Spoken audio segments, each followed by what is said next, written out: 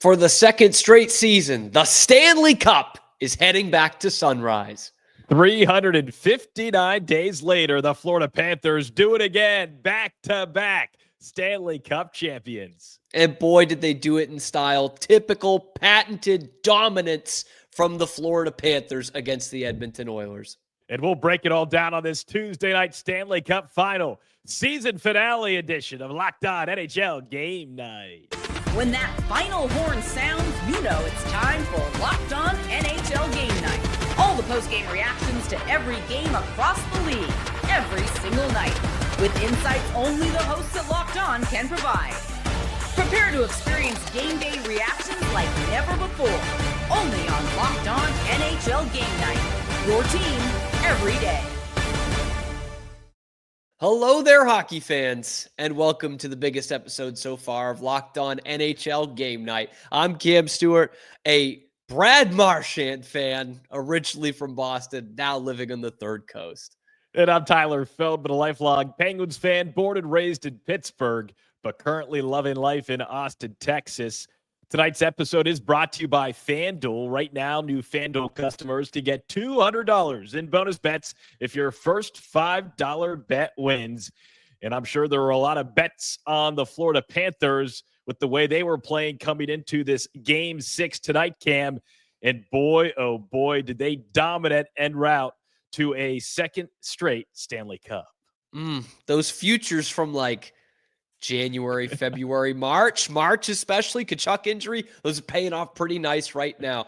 Second year in a row, the Panthers do it. They do it at home once again. And it became apparent really in the middle of that Toronto series that they were probably going to be the favorites, that they were going to be at least the favorites out of the East. Here we are, 359 days later, 51 weeks after the first time. Those Panthers do it again. Dominant fashion, like you said, and truly one of the best runs we've seen in quite a while here in the National Hockey League.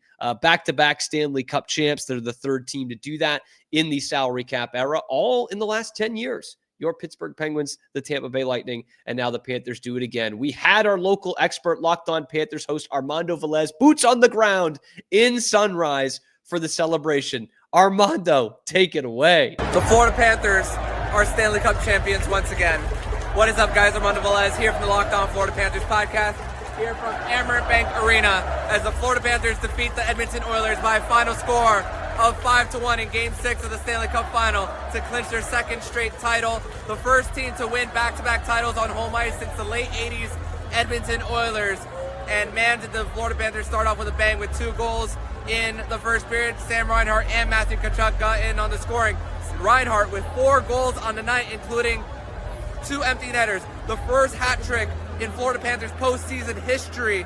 And the Panthers, what a story of a turnaround from a team that was rumored to be relocated, to barely getting any votes in 2015 to stay in the region. And now with an ownership change almost 10 years ago, they are back-to-back champions. Wow, incredible. We're going to break all this down and more on tomorrow's edition of the Locked On Florida Panthers podcast. And what a night for Armando and everyone else down there in Sunrise. Sam Reinhart, historic performance. We'll, of course, go through all of that and through the highlights. But I love what he did there, Tyler, kind of putting this into perspective. This wasn't always a hockey town. You know, Gary Bettman said we make hockey work in the sunshine, and they truly have. This was one of the ultimate also-ran franchises in all the sports not all that long ago, and here they are, really the model organization in the NHL. Cam, prime example, they bring in Brad Marchand at the deadline. He talked big time about the culture, having only been there a few months, and what this team was able to accomplish, how they galvanized around one another to win a second straight Stanley Cup. At practice earlier this week, Sam Bennett said, quote, "We were all pretty loose this morning, cracking jokes, staying loose." That's just what we've seen from top down. Paul Maurice, he's been cracking jokes throughout this entire Stanley Cup Final, and we saw that play in this game tonight. Dominant play. And you got that feeling after Game 5 when they won 5-2. You just had that feeling that Edmonton did not have enough to compete with the quality of this Florida team. The crowd was incredible. They were chanting, "We want the cup," with about 10 minutes left. And Cam, I was like, you guys are getting it. Trust me. They got it. Yeah. 3 straight trips to the Stanley Cup Final, 2 straight lifting of the Stanley Cups. And I have to say this, Cam, because my predictions have been terrible throughout these playoffs. What did I say last night? The final on hedge. Monday's show. I said that Florida would win convincingly, and they did. I even alluded to the empty net goals that ended up transpiring for Sam Reinhart, and we'll get to that. I also said that Sam Reinhart was one of the unsung heroes for this Florida team, and what does he do? He scores 4 goals. How and about he gets that? the Panthers on the board first. Just incredible. Top to bottom, the celebration, you felt the love inside that arena because this Panthers team, they were the best team out of these two. As much as a lot of hockey fans wanted to see Connor McDavid lift the Stanley Cup, wanted to see Leon Draisaitl lift the Stanley Cup, they kind of bowed out. Florida was just that good. They were the better team throughout this series, even though Edmonton was able to force overtime and win a couple earlier on. Incredible. 2 men make not a team, Tyler. And that is certainly the case for the second year in a row. Florida is a team, and they're the best damn team we've got in this league, let me tell you. And they showed you once again. Don't let Tyler Feldman get hot, by the way. They let him get hot right at the end there. He gets a couple of good predictions in there. Unsung hero, nailed it. Perfect. And how about him going around Matthias Ekholm on the first one? That was both of our unsung heroes right there, or at least guys to watch. Because I wasn't necessarily calling Ekholm a hero. But yes, it absolutely comes through. But a heck of a season for the Oilers. I mean, they're back in there again. They lose in 6 this time rather than 7. They just did not have anywhere near the depth that Florida did. 2 great players, probably the 2 best players in the series. Just overall talent and accomplishments in this league from an individual standpoint. But Florida has got the team, and that's what matters. Let's hear from Nick Zararis, Locked On Oilers, for the second year in a row, the losing side of things in the Stanley Cup Final. Man, it was not supposed to be like this.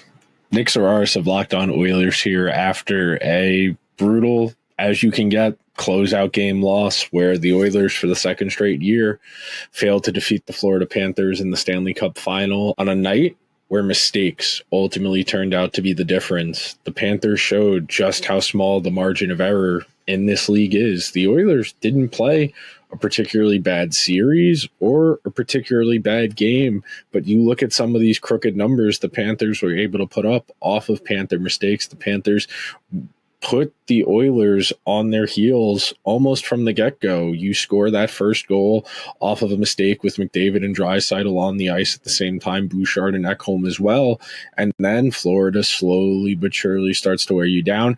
You saw McDavid and Draisaitl put together very early on in this game. Neither guy really found a way to get anything going, and we sit here for the second straight year with a lot of questions about how the Oilers try and improve, try and maintain where they are.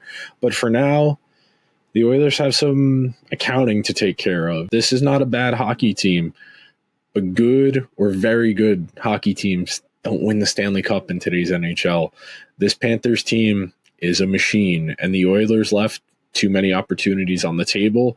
They didn't get enough from their supporting cast, and their best players, McDavid, Draisaitl, Bouchard, had pretty good series, but none of them rose to where they would have needed to be to drag the Oilers closer, to make this game closer. But if you are morbidly curious about where the Oilers go from here, I highly encourage you check out the Locked On Oilers podcast, wherever you get your podcasts, or over on YouTube. Want to give another minute to the Oilers here, as we're obviously going to talk mostly about the Panthers tonight. But Tyler, they make the big comeback in game 4 to even up the series, right? Down 3-0. They win it in overtime. A lot of teams, that's momentum on your side that you can't lose. Against the Panthers, that's a tough thing. What do you make of their effort in game 5 and game 6 after that galvanizing win in game 4? Underwhelming. Tonight, especially in a must-win situation. By the time Tkachuk scored late in the first period and it was 2-0, and then Reinhart made it 3-0 late in the second period, You just didn't see that effort, that desire. You could tell that, I'm not saying they threw in the towel, but they buckled. It just didn't seem like they had the energy or charisma. It almost felt like they knew how it would play out. They knew the ending. They knew Florida would win at that point.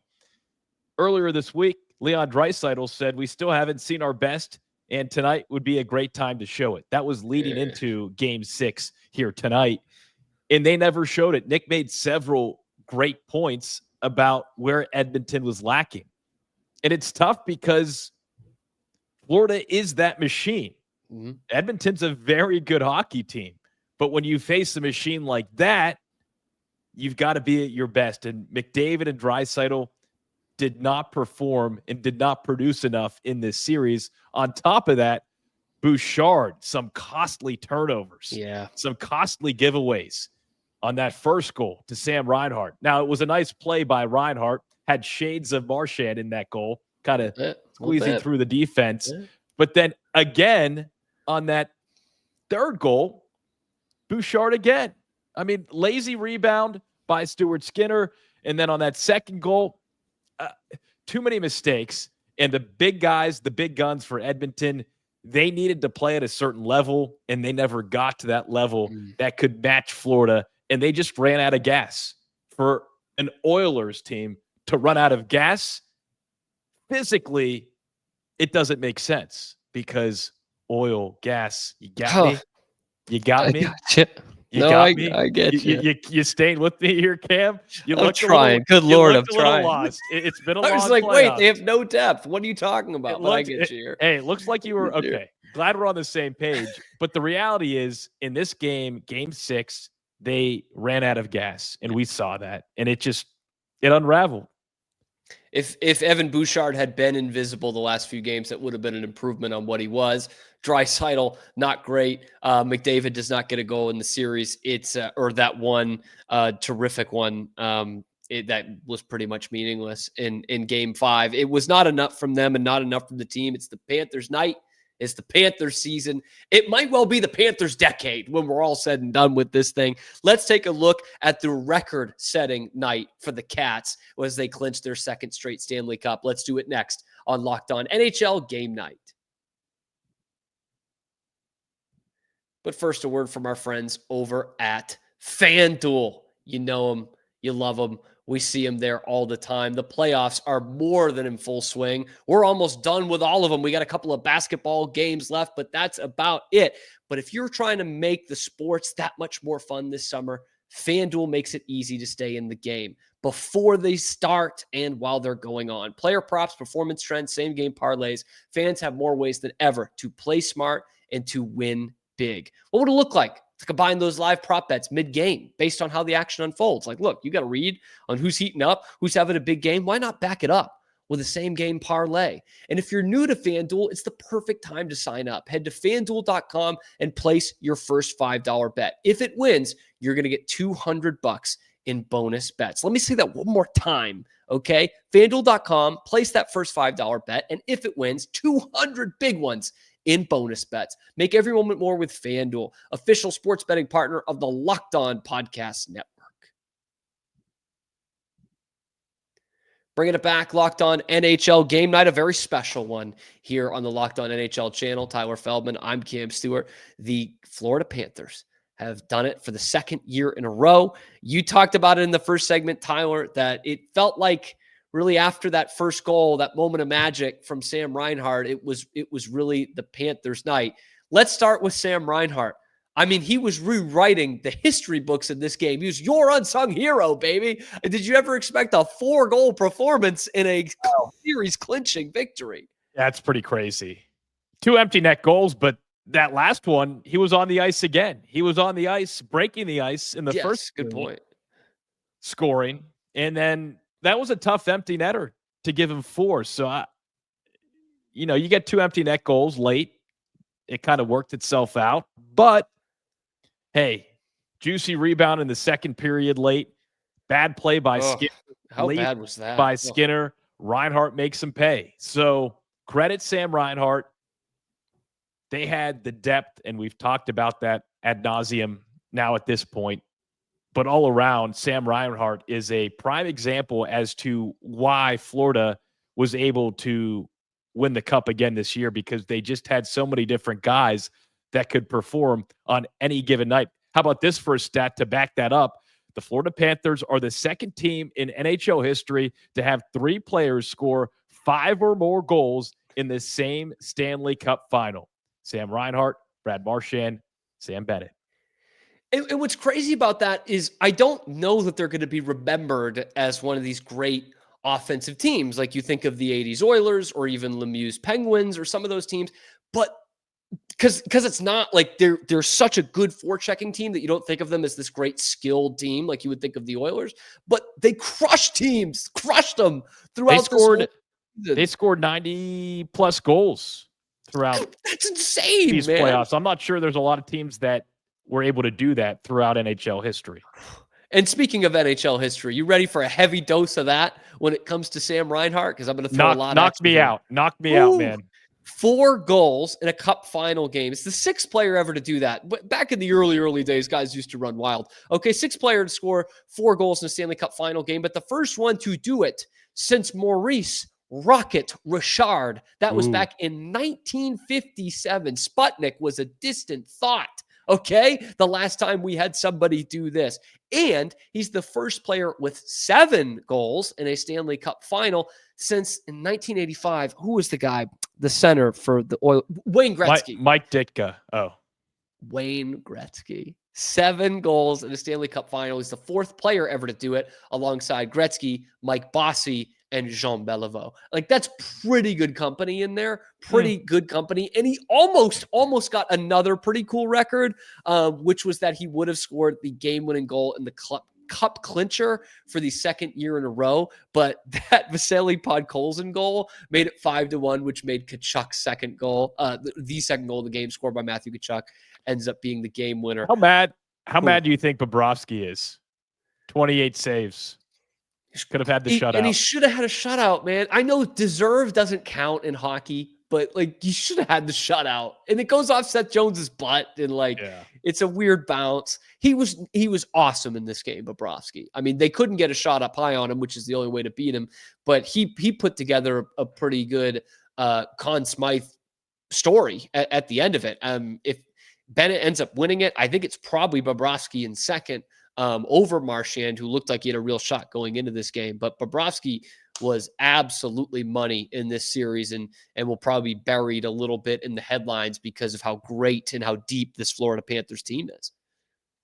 No doubt. And all the play in front of him, too, defensively. Florida was pouncing on pucks, diving, blocking shots. The effort was full speed ahead, start to finish in this hockey game. Heck, we talked about this before even taping the show, Cam, about Edmonton only leading for about 34 minutes of ice time throughout this entire series. Just utterly dominant.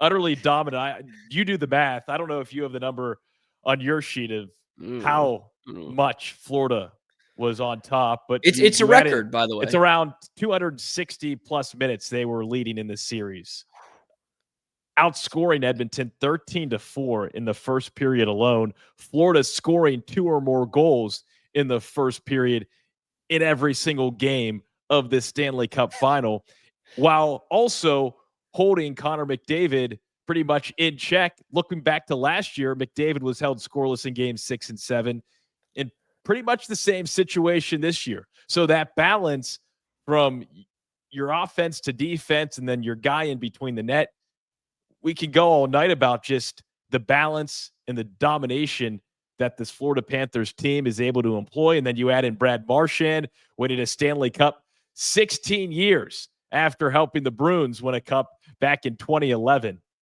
14, but 14. It's still pretty long. Yeah. 16. 14. 2011 to 2025. What did I write? I can't do math. Yeah, you're right. You're right. 2011. Yep. That would, I wrote 16. That's the wrong number. That's simple math. We'll work on that, but glad to have you here to check on that. This is what I'm here for, the ombudsman a little bit. 14 years apart. And by the way, I I think a lot of hockey teams would have done this. I don't want to discredit a lot of other teams, but a real class move from the Panthers. I don't know if you saw the way they did the pass off, but Barkov Beautiful. did it as the captain. Nate Schmidt. And then everybody else who hadn't won it before the next guy. I think Bobrovsky was the first one of the other group who had already won it to lift the cup. But Nate Schmidt doing it second, I mean, that was awesome. Like, that's the kind of stuff that gets you welled up as a hockey fan. Like, this was an afterthought. He's on an $800,000 contract, and he's the second one to lift the Stanley Cup. Critical piece to helping the Panthers. Huge, man. Lift the Stanley Cup. Huge. And now I'm wondering, do they do it again? 3 straight? That is a good question for the third segment of Locked On NHL Game Night. We're going to look at some parting thoughts. We're going to talk about the Conn Smythe winner, Sam Bennett, and then maybe pose a little question about what it's going to look like in the future. Maybe one for both of these teams. We're going to do it next on Locked On NHL Game Night.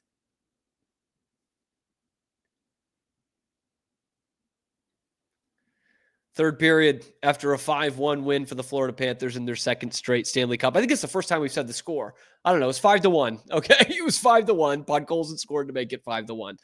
It was an absolute blowout from 5 minutes into the game. One early, one late in the first period for the Florida Panthers, and they don't look back. Before looking at the rest of this Panthers thing, we threw a lot of great stats at you in the last segment. I've got one more for the Oilers, which comes from our very own Nick Zararis of Locked On Oilers. Edmonton was outscored 5-1 in the Stanley Cup Final in situations where McDavid and Draisaitl were on the ice together. That's your break glass in case of emergency. Get 2 of the top 5 players in the world on the ice at the same time. And Florida flat out kicked their ass when those 2 guys were on the ice. A couple of those were empty netters, but still, that's crazy. That's your get out of jail free card. That's unsettling. How are you going to buy Park Place when Park Place, home of Draisaitl and McDavid on the ice together, outscored 5-1? It's brutal. And so I say, like, a couple of those were with an empty net at the other end, but that means that McDavid and Draisaitl couldn't keep the puck in the zone. Like, you know what I mean? That's maybe even more damning in a way. Where do the Oilers go from here? It's a great question. I think Stuart Skinner's probably played his last game for his hometown team. I think they've really got to figure that out. Evan Bouchard is an RFA. He's going to, in this new cap, he's going to demand $10 million AAV. I think they have some room with the salary cap, and of course everyone will, but they've got to make some moves and they've got to get some better depth. It's a tough thing to do when both Draisaitl and McDavid will be over $14 million AAV. But they've got to figure out some depth around them. That depth was nowhere close to what Florida put out in this series. Nowhere close, man. Toronto had better depth. Nugent Hopkins was battling. I don't think he was totally 100%. No, and he wasn't good. And you can make that excuse, but he had been playing well. Mm-hmm. Evander Kane, they were kind of banged up throughout these playoffs, even toward the end of the season. Yeah, maybe they get healthy. It's hard to stay healthy. And we'll see, not that they need to change a head coach, but if he's learned some lessons in this series. He was outcoached once again by Paul Maurice, who's one of the best to do it. Sam Bennett winning the Conn Smythe Trophy as the leading goal scorer in the postseason. 15 goals in the postseason. Incredible. I mean, pretty good. That'll usually pretty good. That'll usually get you there. Did you have any qualms about Sam Bennett taking home the Conn Smythe Trophy? No. Either way, it was going to be an unlikable guy to the rest of the league, probably, right? Bennett or Marchand, maybe Bobrovsky. It's always tough. He was probably the right guy to give it to. And talk about the best going into your walk year. Sorry, like your free agency is about to be a free agent in 2 weeks. How about that? Oh yeah, I just scored 15 goals in the playoffs. Just won the Conn Smythe. Don't know if you guys saw that. Yeah, that'll work well. Get some money in your pocket for Sam Bennett. No, I was totally fine with him. I just think there were so many different options, which credit Florida because that's just how well they played. Mm-hmm. You could have given it to Bobrovsky, Marchand. There were so many different options. So great pick. 15 goals in a single postseason, part of a high-powered offense this Panthers team employed throughout these playoffs. 90 goals, incredible. Just total domination. And I feel badly for Edmonton. Do you? Some A sympathy little for bit. Edmonton. Because you think most other years they I'm probably happy. would be good enough to win it than these last two. Yeah. I mean, let's look back to, remember we did the Stanley Cup Bracket Challenge. Mm-hmm. I had Tampa Bay. I think we both did. We both I had Tampa Bay beating man. Florida in the opening round. So shame on me. Learned my lesson pretty quickly. It's funny because, like, in the post game, Brad Marchand, I don't know if you heard it with his Jackie Redmond interview. He said, everyone counted us out from day one. And I wanted, like, my gut reaction was like, shut up, dude. You guys won the cup last year. And then I was like, no, actually, they kind of did. They kind of did. I kind of counted them out. A lot of other people did with the injury situation, how hot Tampa was. We both counted them out in round one. But I think when we saw how they handled the Lightning, I think both of us were like, watch out. Like, they could do this again. For me, one of my final thoughts on the Stanley Cup Final, for how competitive it was through the first 4 games, looking at how Edmonton played in Game 5 and Game 6, disappointing. On one hand, yes, Florida was the better team throughout. We saw that 2+ goals in the first period of every game in the series. They were balanced. They did it consistently. Edmonton played their hearts out in a couple overtime contests, winning 2 of those. So they had the talent, but the way in which they closed things out in this season, in this series, disappointing because the last 2 games are not reflective of just how exciting this series was. A repeat Stanley Cup Final. You would think that Edmonton would bring a little bit more juice to those final maybe that's 2 all games. they had. Maybe that's all they had. But you have to credit the Florida Panthers. The sun will be shining in Sunrise for a whole nother season. The Stanley Cup making a return to South Florida where the sun shines and the smiles are there. The parties will be big, undoubtedly, because they're just that good. Stanley's getting one heck of a tan for the last 5 years. Stanley better bring some sunscreen. Oof, man. And to your point, like, when Edmonton wins that Game 4, it should be another classic 7-game series, or at least a pretty classic 6-gamer. Like, after Game 4, I think I could have made an argument for 2 of those being some of the best high-level hockey games I've ever watched. And to see how it petered out in the last 2 games is really a testament to Florida. I mean, they said, yeah, you know what? I think we're actually going to go out and win this thing. How about that? We're done screwing around. Let's go out there and do this. And that is the kind of team this Panthers team is. I mean, they just suffocate everyone in their weight, man. I mean, not many 7-game series over the last 3 years. I want to say 3. So 1 in each of the last 3 postseasons. That's a tough thing to do in hockey, to just roll through like that. But that's what this Panthers team is. And you kind of teased it earlier, Tyler. I think we could be sat here 50 weeks from now previewing another Stanley Cup Final with the Florida Panthers as the representatives in the East. What do you think? Very well could be true. Would not shock me at this point. If you bring a lot of those core pieces back, which it seems like that will happen, the culture's already there. They'll have to move some pieces. They moved some pieces last year. They had to give Reinhart a contract. They let Montour walk, and they get Nate Schmidt, and Nico Mikkola steps up. And now you've got 2 big UFAs, right? Brad Marchand and Sam Bennett. Sam Bennett can probably go out there with the new salary cap and fetch $10 million a year. Probably could. But then you got a question like, are we buying regular season Sam Bennett? Are we buying playoff Sam Bennett? Can he work outside of the system? He's got everything he needs in Florida. Like, there's a damn good chance he takes a discount and stays right there. It's a scary team. It's scary for the rest of the league. It really is. It's exciting. It's great for hockey. And boy, this has been great fun, Cam. The inaugural season of Locked On NHL Game Night. I don't want to get too emotional. We're going to take a 2-week vacation, come back after the 4th of July, and talk about what's next for all 32 teams in the NHL. How do the 31 teams compete with the Florida Panthers, because That's the real question. That's Yeah. the big question. What do the other teams, the rest of the league, what do they need to do to stop this Florida Panthers dynasty from gaining some serious heat? Can they win 3 straight, reaching 4 straight Stanley Cup Finals? Wow, that would be quite the story. Trying to be the first team to win 3 in a row since the New York Islanders back in the early 80s. But I say all of this, Cam, I've thoroughly enjoyed our time together. It's been special. We've had a lot of fun, man. This It's has been been fun. awesome. It's been fun talking puck, and it's been fun getting to interact, you more so than me, with the viewers, at least on YouTube.